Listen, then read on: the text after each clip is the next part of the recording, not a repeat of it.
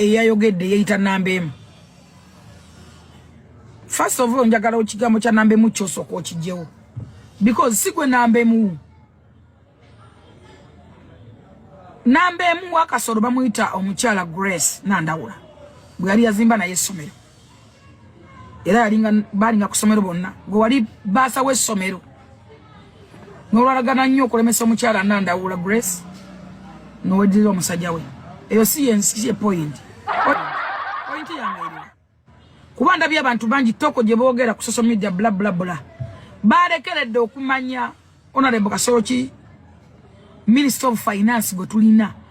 Tulwanye kiti okulaba nga Minister of Finance asigala awo.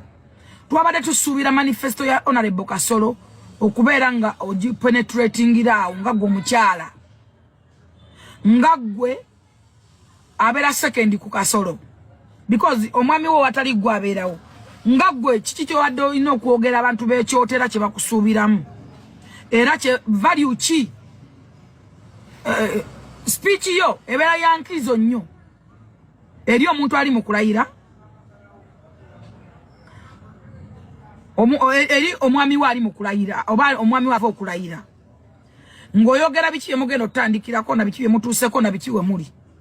I think nti abantu Honorable Kasolo kyensobola okugamba ono mukyala mufunire ba PR kyobula nga baminisita zambalina ba PR tamala gwogera tayogera kigambo nga PR takikoze eki because bewala okukola mistakes bewala okusobya ekigambo kyo kibeera kikulu nnyo. Waliwo abantu nga balina kwogera ku mikolo gya niigiina mikolo gya byalo okusinga okumweta wano n'ayogera n'ayokya oba n'akolerawo mistake. Either bakufune nga PR amala okugamba nti munnange ogenda kwogera naye kino na kino kyetugenda okusinzirako n'omukolo bagukubulira omukolo gwabaddeko gwaki. I think nti omukolo gwe twabaddeko gwabadde tomanyi oba tebakola mukolo gwe bagendako. Thanksgiving ey'okuba nga bawalayidde ebeera yankizo nnyo ku biki by'ogenda okwogera ku biki by'oyogedde. You get? Era lwaki omwami wo n'okwebaza Katonda ne president yamuwa ekifo omwami w'omukyala nga minister wa finance biki bye wandisimbyeko essira era biki by'osobola okwogera mu public. Kigambo public kintu kinene nnyo kintu kigazi. Bw'omugamba nti abo tebakwagala bakulimba ababadde awo bonna baagala Kasolo bonna era Kasolo yabalese awo sigwe bazza olwa mukwano gwe balina eri Kasolo. That's why mwabayita ne bajja. Ne bw'ogamba nti abo tebakwagala bakulimba you mean nti abantu ababadde around bonna tebagala Honorable Kasolo.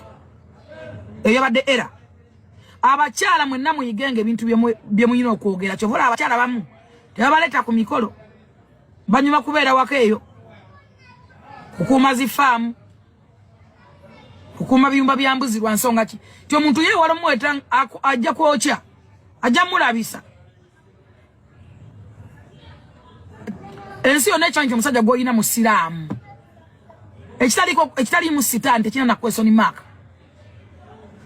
Naye ekigambo ky'oyogedde bino just njogera kyakutegera na kyakufumintiriza bakufune PR nga bagenda okutambula naawe eiza tebaddamu eiza bakuline nga ku mikolo gya niigiina abakyala bezirobwe abakyala b'ekyota something like that because guno mukolo gwabadde kumpi gwa Buganda na kyotera yonna gubeera nga oguli nansano naye okugwa kati gwonna gwafudde topiki yaagwo gwafudde topiki yaagwo gwafudde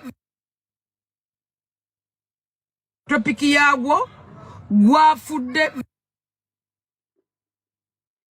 yoyo nno gwe bayita full figure Mama Flower yabagamba yajja bawulirira abagamba ebyo bye mutayagala kuwulira.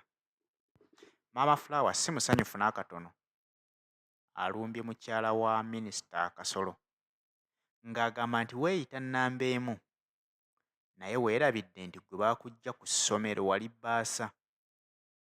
Nannyini ssomero dayirekita ye Kasolo. Bw'atandika essomero lye yalitandika alina omukyala. bw'alitandika ng'alina omukyala aba alina okunoonya abakozi b'anaakola nabo. Mu bakozi mwaleetera abasomesa,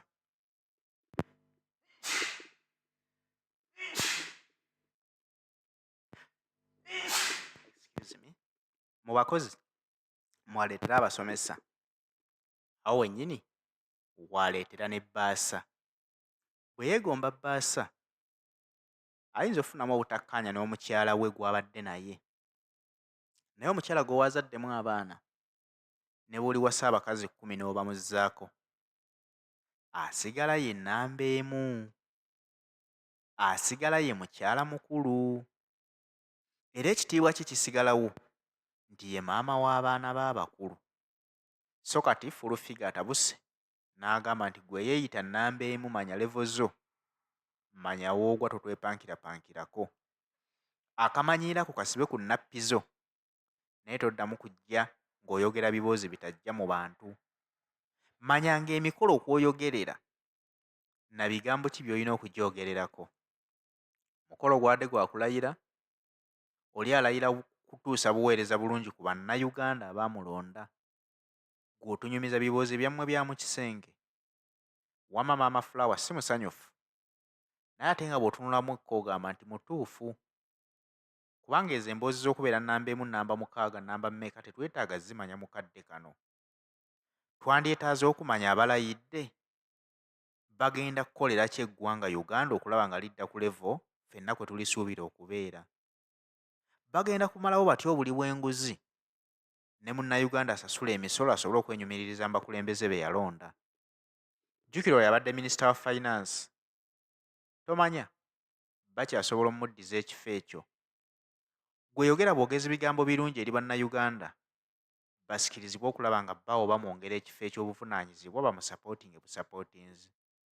So temuddamu tuleetera biboozi bya mu kisenge. Obwo obukambwe bwa Maama Flower. Kansuubire nti bekikwatako bategedde era banaabiteeka mu nkola.